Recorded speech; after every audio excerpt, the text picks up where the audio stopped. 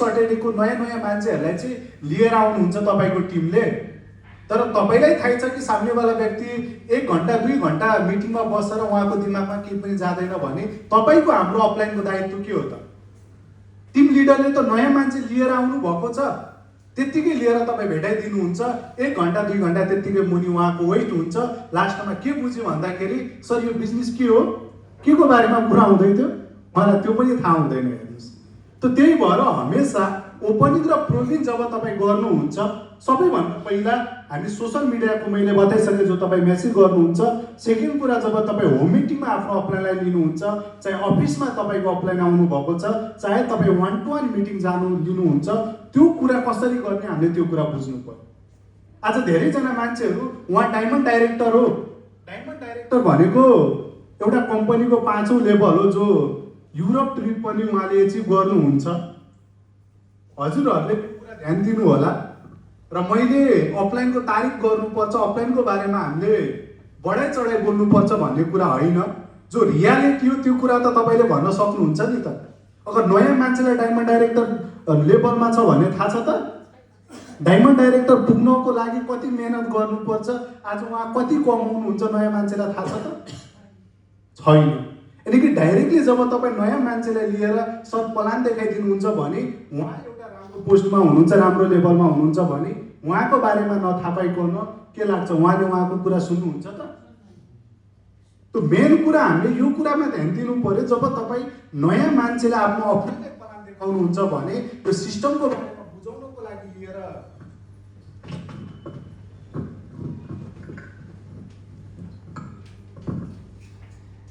लिएर तपाईँ जानुहुन्छ भने त आफ्नो अफलाइनको सबैभन्दा पहिला तपाईँले परिचय दिनु पर्यो र सामनेवाला व्यक्तिको पनि तपाईँले परिचय दिनु पर्यो।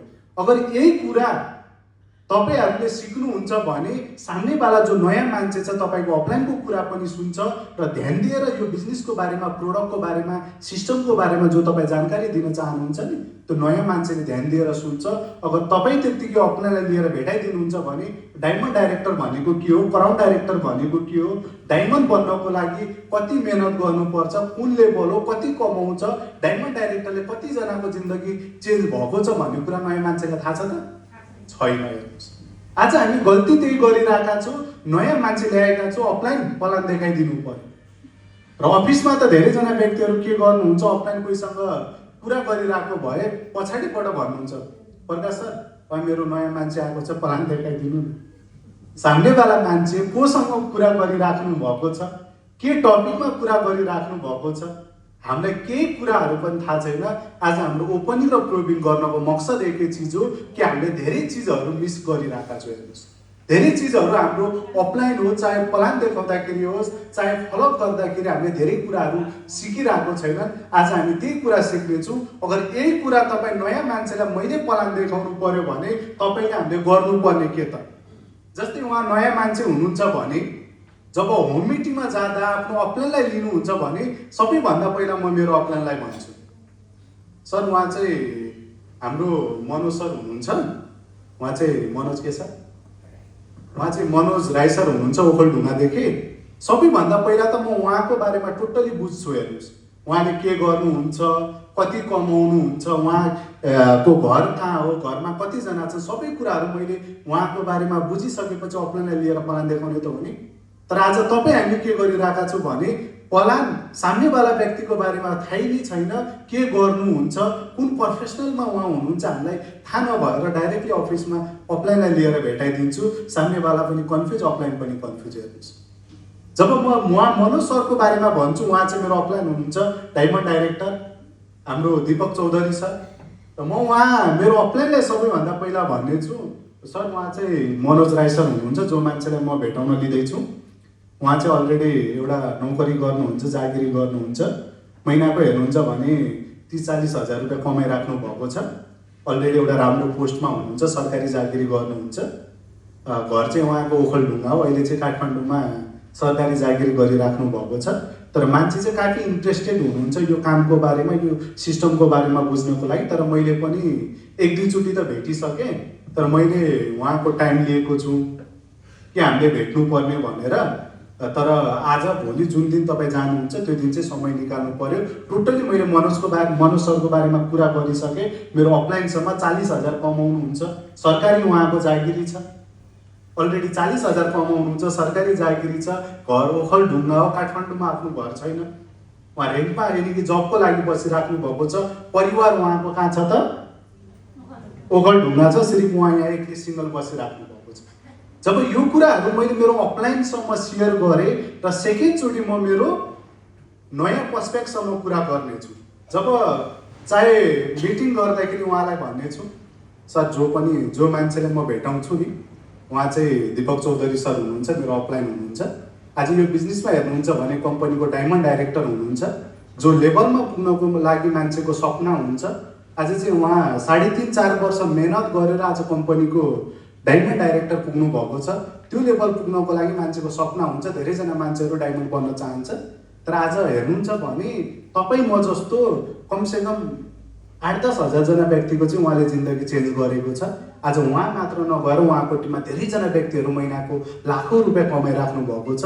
आज उहाँकै कारणले गर्दा चाहिँ म कम्पनीको एउटा स्टार डाइरेक्टर पुगेको छु र आज म पनि महिनाको अब यति कमाउँछु, हजुरलाई थाहै छ। आज यो सब कमाउनुको पछाडि चाहिँ मेरो अपलाइनको हात छ र उहाँले चाहिँ हजुरलाई डिटेली बुझाइदिनुहुन्छ। जो पनि उहाँले कुरा गर्नुहुन्छ र ध्यान दिएर तपाईँले सुन्नुहोला। सर उहाँसम्म समय त थिएन, तैपनि मैले रिक्वेस्ट गरेँ। हाम्रो एकजना मनोज सर हुनुहुन्छ, उहाँ पनि जिन्दगीमा के गर्न चाहनुहुन्छ, तर उहाँको लागि समय भनेर उहाँले 1 घन्टा समय निकालेको छ। सर जो पनि तपाईँ कुरा सुन्नुहुन्छ नि ध्यान दिएर सुन्नुहोला र उहाँ चाहिँ काफी किम्ती उहाँको समय छ, तर समय चाहिँ खेर नजाओस् भनेर उहाँसम्म गएर म भेटाउँछु। सर उहाँ चाहिँ, सर नमस्ते। उहाँ चाहिँ हाम्रो मनोज सर हुनुहुन्छ, जसको बारेमा मैले हिजो कुरा गरेको थिएँ नि तपाईँलाई, जो अलरेडी ललितपुरमा बस्नुहुन्छ।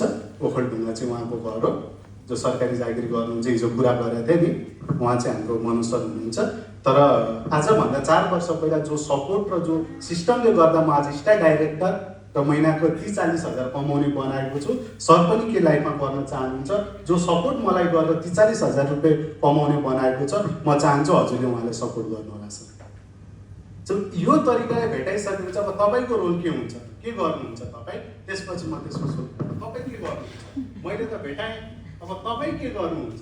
अब धेरैजना अपलाइनहरूलाई पनि यो कुराहरू थाहा छैन कि अब के गर्ने। टिम लिडरहरूले त यो कुरा सिक्नु भएको छ, आफ्नो अपलाइनलाई त भेटाउनु भयो। अब अपलाइनले के गर्नुपर्ने त?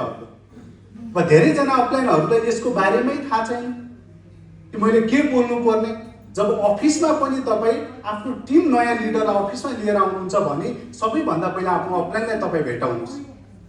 आफ्नो अपलाइनलाई भेटाउनुहोस्। जब आफ्नो अपलाइनलाई भेटाइसकेपछि अपलाइनले माइन्ड सेट गराइदिन्छ यो बिजनेस के को बारेमा हाम्रो प्रोग्राम हुँदैछ। सैटरडेको हाम्रो सिएनटी भनेको के हो, सिएनटीमा हामीले किन बस्न जरुरी छ र सिएनटीको मकसद के हो त। जब तपाईँ माइन्ड सेट गराएर अगर नयाँ पर्सपेक्टलाई सैटरडेको दिन हलमा बसाउनुहुन्छ भने उहाँलाई मिटिङको मकसद के हो, किन हामीले सिएनटी गर्न जरुरी छ, माइन्ड सेट गराएर बस्यो भने उहाँले ध्यान दिएर सुन्नुहुन्छ कि हुन्न।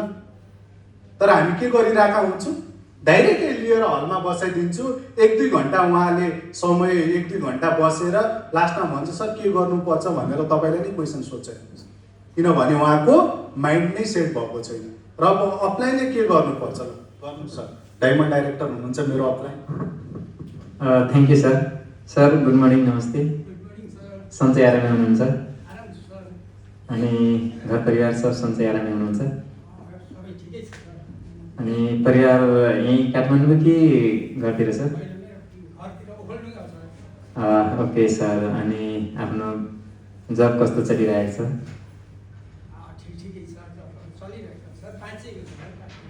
ठिक छ सर, राम्रो गरिराख्नु भएको छ।